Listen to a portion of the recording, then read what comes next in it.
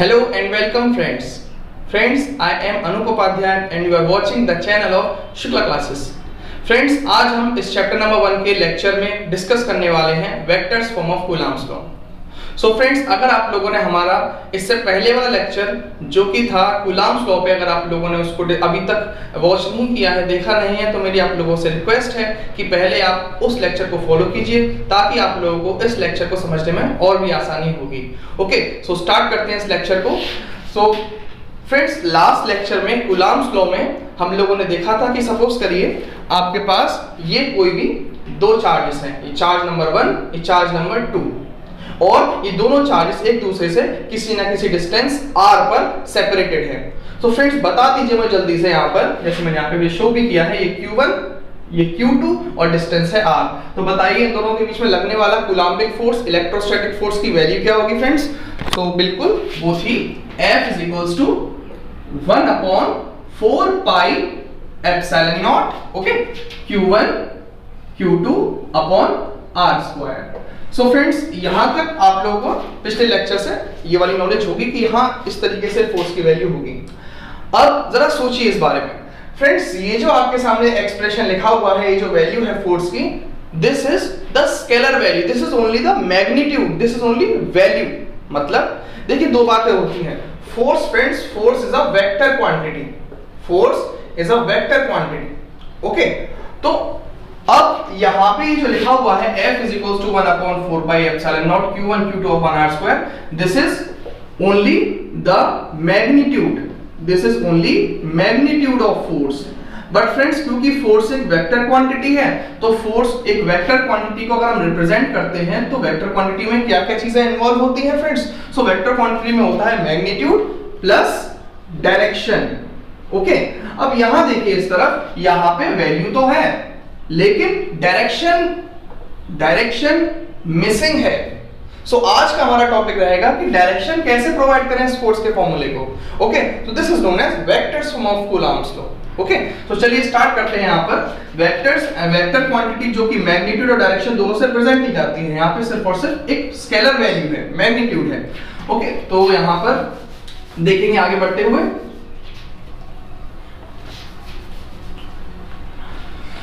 देखिए, तो थोड़ा सा नॉलेज आपको वेक्टर का दे दें जो कि यहाँ पे इन्वॉल्व होने वाला है, यूज होने वाला है। अगर आपको वो नॉलेज नहीं होगी तो थोड़ा दिक्कत हो सकता है। देखिए फ्रेंड्स, वेक्टर क्वांटिटी, जैसे कि मैं एग्जांपल लेके चलता हूं फोर्स का, फोर्स एक वेक्टर क्वांटिटी है। तो चलिए यहां पर फोर्स था, मैंने इस मार्कर पे फोर्स लगाया, मैंने इसे पुश किया इस तरफ, ओके, नॉर्थ डायरेक्शन में। मान ली नॉर्थ डायरेक्शन में मैंने इस मार्कर को पुश किया 5 न्यूटन फोर्स के साथ, 5 न्यूटन फोर्स इन नॉर्थ।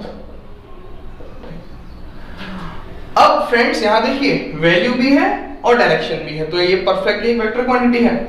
मुझे एक बात बताइए फ्रेंड्स, यहाँ पे ये 5 न्यूटन का है इस फोर्स की वैल्यू, तो फोर्स की जो वैल्यू है, इस फोर्स की जो वैल्यू है, मैग्नीट्यूड जो है इसका, वो है 5 न्यूटन, ओके। अब मैं आपसे एक छोटा सा एक क्वेश्चन करता हूं कि अगर मैं इस वेक्टर में, जो जिसकी वैल्यू इस तरीके से है, अगर मैं इस वेक्टर की वैल्यू का डिवाइड कर दूं, मेरा क्वेश्चन समझिए, मैं इस वेक्टर की वैल्यू का डिवाइड कर दूं, मैग्नीट्यूड का डिवाइड कर दूं, तो क्या होगा? तो देखते हैं। अगर मैं इस फोर्स की वैल्यू का फ्रेंड्स डिवाइड कर दूं तो मुझे क्या रिजल्ट मिलेगा?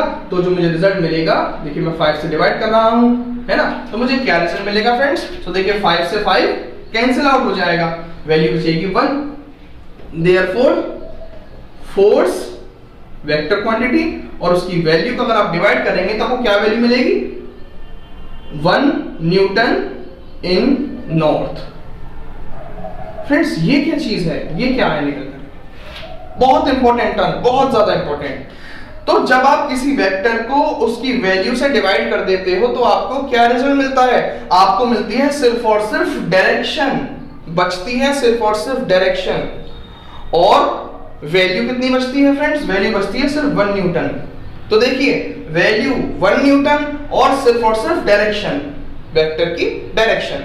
सो फ्रेंड्स इस वेक्टर को क्या बोलते हैं हम लोग, जिसकी वैल्यू 1 है और सिर्फ जो डायरेक्शन को शो कर रहा है, मेरी बात को ध्यान समझिए, जिसकी वैल्यू 1 है और जो सिर्फ और सिर्फ डायरेक्शन को ही शो कर रहा है फ्रेंड्स, उस वेक्टर को हम लोग बोलते हैं यूनिट वेक्टर।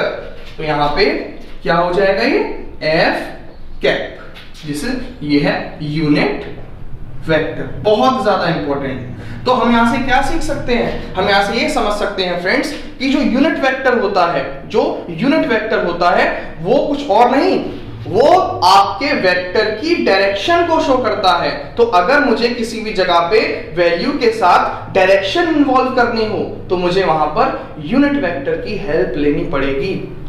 और अगर यूनिट वेक्टर उस वैल्यू के साथ लग जाएगा फ्रेंड्स, तो क्या वो वैल्यू को चेंज कर देगा? नहीं, वेक्टर की वैल्यू चेंज इस वजह से नहीं होगी क्योंकि यूनिट वेक्टर की वैल्यू फ्रेंड्स 1 होती है। तो देखिए 1 इसकी वैल्यू है, अगर आप 1 के साथ 5 का मल्टीप्लाई भी कर दोगे तो क्या डायरेक्शन चेंज हो जाएगी, सॉरी वैल्यू चेंज हो जाएगी? नहीं। क्या मेरी बात आप समझ पा रहे हैं? जैसे मैं आपसे बोलूं यहाँ पर 5 न्यूटन है, मुझे डायरेक्शन चाहिए नॉर्थ की, तो मैं क्या कहूंगा 5 न्यूटन मल्टीप्लाई 1 न्यूटन इन नॉर्थ। सो फ्रेंड्स ये जो 1 न्यूटन इन नॉर्थ, ये क्या है friends, this is unit vector. क्या जब ये यूनिट वेक्टर इसके साथ लगा, क्या इसने इसकी वैल्यू पे फर्क डाला? नहीं। तो हम यहां से क्या सीख सकते हैं, यूनिट वेक्टर आपके वेक्टर को डायरेक्शन प्रोवाइड करता है, वैल्यू चेंज नहीं करता। मैं उम्मीद करता हूं कि आप लोगों को ये वाली बात समझ में आई होगी। तो चलिए आगे बढ़ते हैं इसी सीरीज में।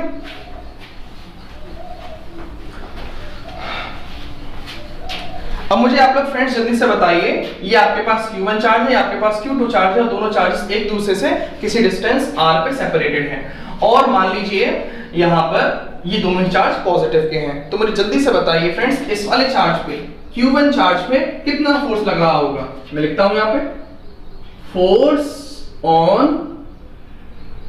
Charge Q1 due to charge Q2। बताइए फ्रेंड्स। बिल्कुल, तो सिंपल होगा F। देखिए इसको लिखते कैसे हैं, अगर मैं आप लोगों से बोलूं Q1 वाले चार्ज पे Q2 वाले चार्ज की वजह से फोर्स लग रहा है। देखिए इस वाले चार्ज पे ये वाला चार्ज फोर्स लगा रहा है, इस वाले चार्ज पे। ओके, सो यहां पे देखिएगा ये वाला चार्ज पे अगर फोर्स लगता है तो ये वाला चार्ज किस तरफ मूव करेगा? दोनों ही प्लस के हैं। इस वाले चार्ज पे फोर्स लगा, इस वाले चार्ज ने, सेकंड वाले चार्ज ने फोर्स लगाया, तो ये वाला चार्ज किस तरफ मूव करेगा? जाहिर सी बात है इस तरफ मूव करेगा। तो जरा देखिए यहां पर ये ऐसे, ओके, तो किस पर फोर्स लगा? इसको लिखेंगे कैसे, इसको पढ़ेंगे कैसे? फोर्स ऑन चार्ज 1, जिस पे फोर्स लगेगा उसको पहले लिखेंगे, ठीक है? Force on charge 1 due to किसकी वजह से? Charge 2। Force on charge 1 due to charge 2। Okay, so यहां पे F12 इसकी वैल्यू क्या होगी? अब चलिए इसे लिख देते हैं। सो 1/4 pi epsilon naught Q1 Q2 upon R square. Okay, अब इसी तरीके से फ्रेंड्स ये बताइए मुझे यहां पर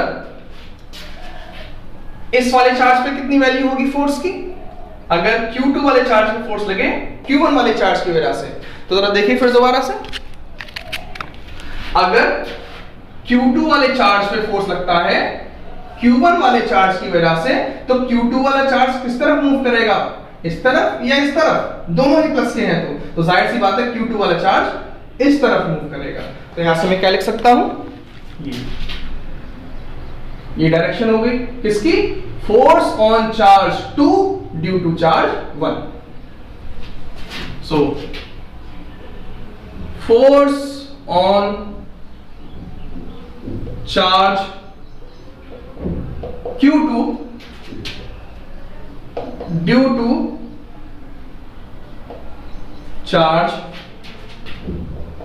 Q1 will be F is equals to F21, force on charge 2 due to charge 1। याद रखिएगा जिस पे फोर्स लग रहा है उसको पहले लिखिए।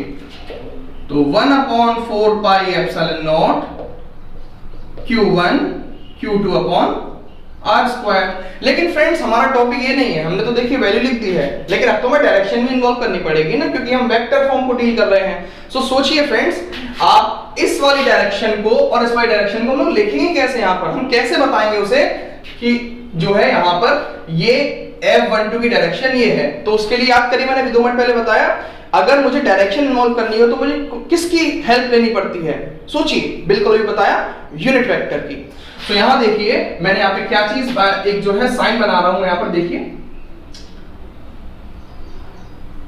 कुछ इस तरीके से बना लेते हैं यहां पर, और यहां पर भी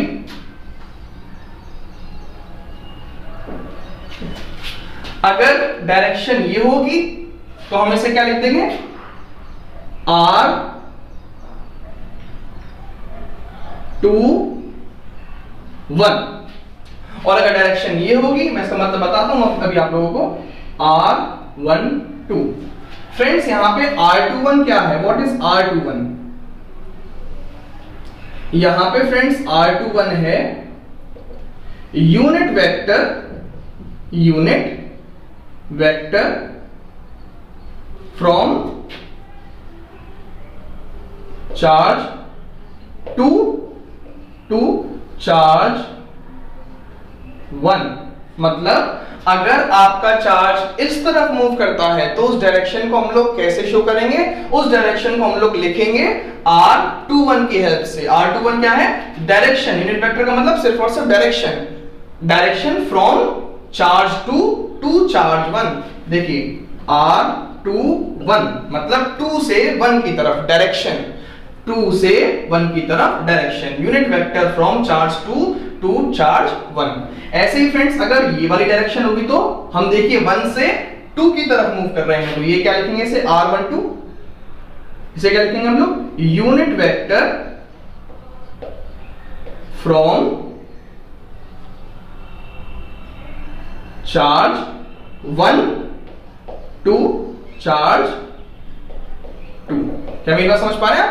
इस डायरेक्शन को क्या लिखेंगे, आप 1 वाले चार्ज से 2 वाले चार्ज की तरफ मूव कर रहे हैं, तो इसे आप क्या लिखेंगे, R12।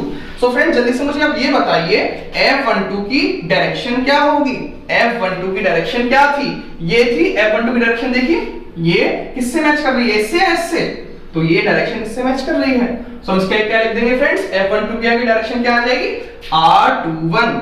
और जैसे ही फ्रेंड्स आप R21 लिखते हो तो ये वेक्टर में कन्वर्ट हो गया, बहुत इंपॉर्टेंट। ऐसे ही यहां बताइए F21 के साथ क्या होगा, F21 की डायरेक्शन क्या है फ्रेंड्स, F21 की डायरेक्शन है, ये देखिए ये डायरेक्शन किससे मैच कर रही है, इससे, बिल्कुल ये डायरेक्शन इससे मैच कर रही है। सो F21 की डायरेक्शन है R12। ओके, ये वेक्टर हो गया।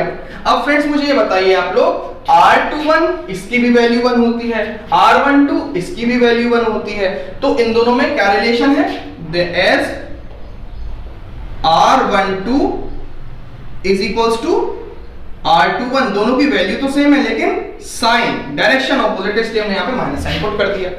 ये इक्वेशन नंबर 1 हो जाती है, ये इक्वेशन नंबर 2 और ये इक्वेशन नंबर 3 फ्रेंड्स। ओके, अब आप एक काम करिए, आप इक्वेशन नंबर 3 को इक्वेशन नंबर 2 में पुट कर दीजिए और देखिए आपको क्या रिजल्ट मिलता है। इक्वेशन नंबर 3 को इक्वेशन नंबर 2 में पुट करिए, क्या रिजल्ट मिलेगा। आप लोग यहां इसका स्क्रीनशॉट ले लीजिए और मैं आगे बढ़ता हूं।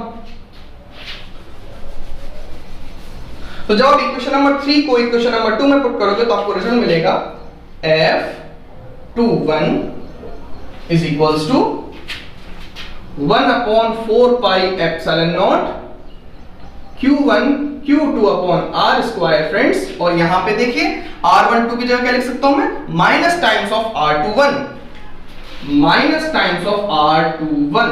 अब बच्चों ये बताइए आप लोग, ये माइनस बाहर आ जाएगा। ओके, सो जब ये माइनस बाहर आ गया यहां पर, तो जरा सोचिए, ये 1/4 pi epsilon naught Q1 Q2 upon R square R21 ये किससे मैच करता है, ये वाला हिस्सा जरा देखिए। आप इक्वेशन नंबर, मैं इसे अगर 4 बोल दूं फ्रेंड्स, तो जरा सोचिए इक्वेशन नंबर 4 और इक्वेशन नंबर 1 को देखिए, बिल्कुल। तो क्या रिजल्ट मिल गया आप लोगों को, F21 is equals to minus times of F12। बहुत ही ज्यादा इंपॉर्टेंट रिलेशन, ये कुछ न्यूटन्स थर्ड लॉ जैसा है। It means electric force obeys Newton's, बहुत ज्यादा important, third law of motion.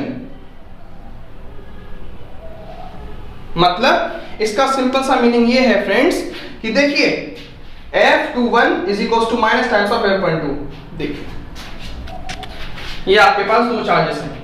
मान लीजिए इस वाले चार्ज को इस चार्ज ने इस तरफ रिपेल किया, मान लीजिए वो फोर्स है 10 न्यूटन। सो फ्रेंड्स अगर ये वाले चार्ज को अगर ये चार्ज इस तरफ रिपेल करे, सो फ्रेंड्स वो वैल्यू भी 10 न्यूटन ही होगी। जरा देखिए जितना फोर्स सेकंड चार्ज पे लगता है पहले वाले चार्ज की वजह से, ठीक उतना ही फोर्स फर्स्ट वाले चार्ज पे लगता है सेकंड वाले चार्ज की वजह से, जिसमें माइनस साइन शो करता है। उन दोनों की डायरेक्शन ऑपोजिट होगी। अगर ये चार्ज इस पे 10 न्यूटन के फोर्स से इस तरफ धकेलता है तो ये वाला चार्ज इसको भी 10 न्यूटन फोर्स से दूसरी तरफ रिपेल करेगा। ये बहुत इंपॉर्टेंट रिलेशन है जो हमने यहां से सीखा। सो थैंक यू फ्रेंड्स, आप लोगों ने इस वीडियो को इस तरीके से वॉच किया और आप मुझे बताइएगा कमेंट सेक्शन में कि आपको ये वीडियो कैसा लगा। और प्लीज इस वीडियो को लाइक और शेयर जरूर करिएगा और सब्सक्राइब करिए हमारे चैनल को, इससे हम लोगों को काफी मोटिवेशन मिलती है। Thank you friends.